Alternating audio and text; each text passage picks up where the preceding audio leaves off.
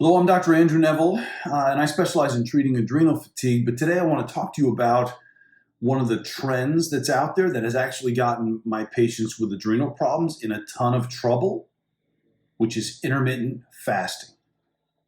Now, the concept of fasting in general has been around for thousands of years. In fact, when I was in naturopathic medical school, we learned about this kind of philosophical health concept called natural hygiene, which I was really drawn to. I was really attracted to using water as therapy, cold water, hot water, contrast hydrotherapy, using fasting, right? At times to detox, whether that's a kind of solid fast, just not eating, or even a juicing fast at time, cleansing, things like that.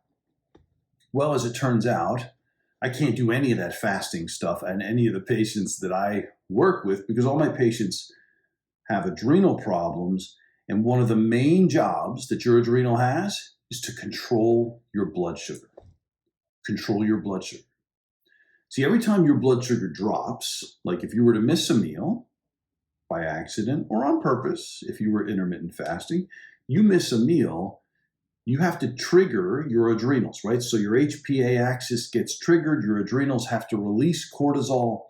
Cortisol goes to the liver, tells it to release a stored form of sugar into the blood so you don't dip into a hypoglycemic coma, which is bad.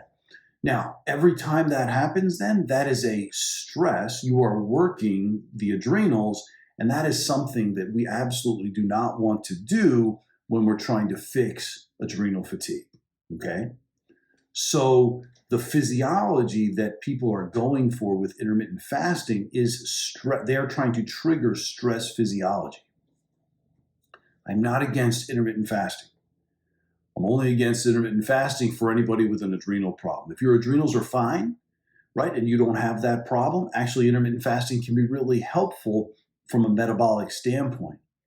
But if you have adrenal fatigue, chances are your bucket of tolerance for stress is high enough that if you add in an intermittent fasting protocol, it's additional stress onto an overworked system, which is actually going to make you worse. And I have had numerous occasions where I've talked to a new patient, right? And we're going through their history. And then I was up and down in the beginning, up and down in the beginning. But then, I had this practitioner who advised me to do this intermittent fasting thing. And I felt okay for a little bit, but that was 3-6 months ago, and now I'm way worse. So that intermittent fasting is a stress. You do not want to do it, right? Alternative. Now, intermittent fasting quite often goes with a kind of a ketogenic diet. I don't mind ketogenic diets.